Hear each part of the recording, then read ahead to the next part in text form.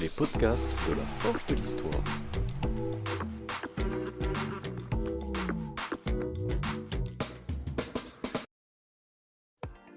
Bonjour à toutes et à tous. Bienvenue dans ce dernier épisode de la Forge de l'Histoire consacré à nos intervenants sur le thème exil et migration. Aujourd'hui, nous allons parler de Mario Savina, un chercheur analyste doctorant italien. Ce dernier est titulaire d'un diplôme de 3 ans en langue et littérature étrangère de l'Université de Bologne, puis de plusieurs masters axés sur la coopération internationale, la géopolitique et la politique de gestion, notamment de l'immigration. Ces masters ont été passés à l'Université de la Sapienza à Rome. C'est l'une des universités les plus prestigieuses d'Italie par ailleurs. Il a passé 2 thèses de master. L'une sur les pratiques d'accueil et d'intégration des mineurs étrangers non accompagnés, l'autre sur la gestion de l'immigration comme forme de territorialisation dans l'Union européenne et la Méditerranée.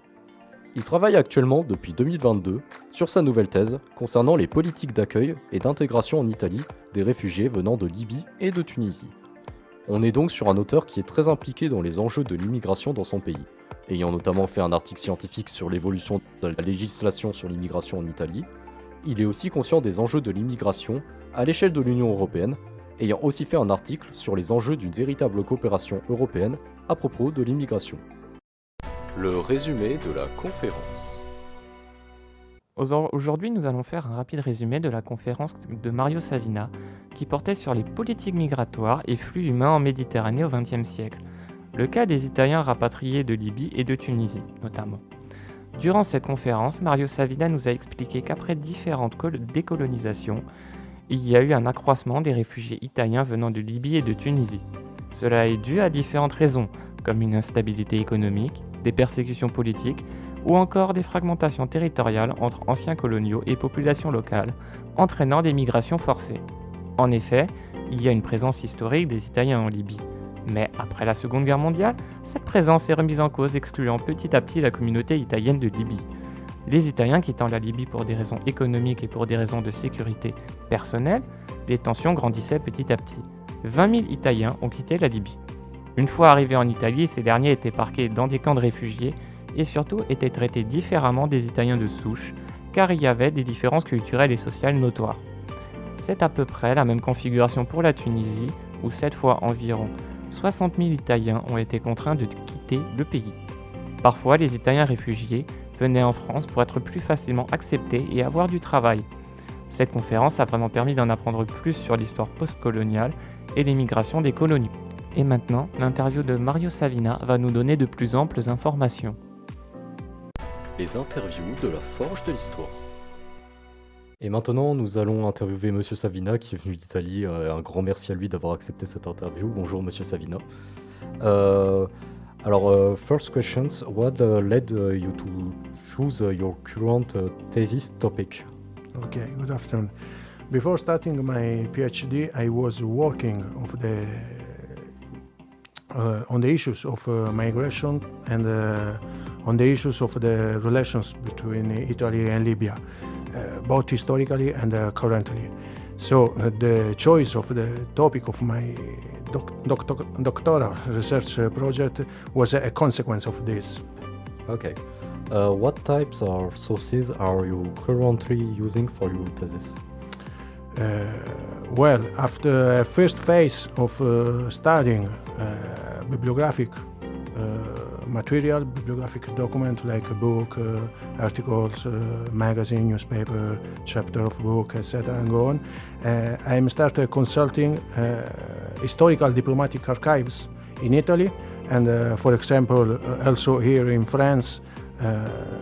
I went to the historical diplomatic archives of Nantes and then I start interview of the subject of my thesis. In this case, primary sources are fundamental. Okay. Do you think the issue of these Italian refugees from Libya and Tunisia is well known in Italy? Well, until a few years ago, this story was a little known history. In particular, the Libya case was intentionally forgotten because it was linked to the colonial past and to the fascism. And therefore not considered among the most important pages of Italian story. Okay. In a chapter of a book on European migration policies that you co-authored with Andrea Recchia, you talk about European cooperations on migration policies. How could we establish genuine European conciliations or cooperations on migration policies? Well, in Europe, the migratory phenomenon continues to be addressed to its emergency nature rather than the structural nature. The open crisis in various areas, as well as the consequence of climatic change, predict an increase in movements toward Europe, and consequently in domestic political tensions in and between the various countries of European Union. The lack of a long-term strategy will result in retreat towards more intransigent policy positions, such as harder controls in the Schengen area and the further border externalizations operations. In this sense, a common strategy set for the long-term period will be needed. Okay. Last questions. What projects have you been involved in? I have participated in projects that deal more with current events, for example, the civil war in Libya, migratory flows in the Mediterranean, but at the moment my doctoral research project is certainly one that is providing me the most stimuli and is allowing me to interact with many scholars, colleagues, professors, a great step. Okay, thank you for your interventions. Alors l'interview de Mario Savina, elle était en anglais, donc je vais vous traduire rapidement ce qui a été dit durant cette dernière, les questions que j'ai pu poser et les réponses. Alors à Monsieur Savina, je lui ai tout d'abord demandé comment il avait choisi son sujet de thèse actuel, que nous avons présenté tout à l'heure. Il m'a répondu du coup qu'il travaillait à la base sur les migrations et les relations historiques entre l'Italie et la Libye, et en fait son doctorat c'était une conséquence de ce travail. Ensuite, je lui ai demandé quelles sources il utilisait pour sa thèse. Il a utilisé beaucoup d'articles de recherche, une bibliographie de base avec des bouquins, puis des journaux, et il a également étudié des affaires historiques diplomatiques en Italie sur ce sujet. Puis par la suite, il a aussi fait des interviews sur le sujet de sa thèse à différents acteurs. Après, je lui ai demandé si ce rapatriement des Italiens venant de Libye et de Tunisie était quelque chose qui était connu en Italie, ce à quoi il m'a répondu qu'en Libye, cela était en partie oublié car cela rappelait le passé colonial et le fascisme italien, puisqu'auparavant la Libye était une colonie de l'Italie. Mais en fait ça reste une page importante de l'histoire de l'Italie, donc cela est assez connu.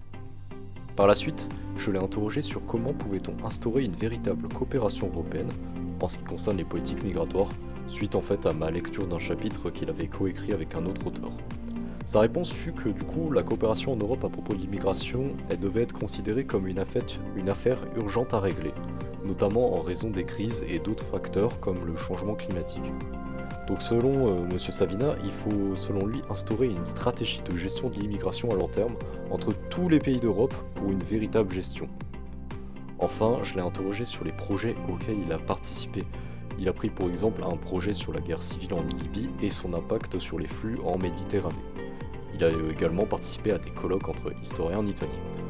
On le remercie encore de sa participation à la Forge de l'Histoire et d'avoir accepté cette interview.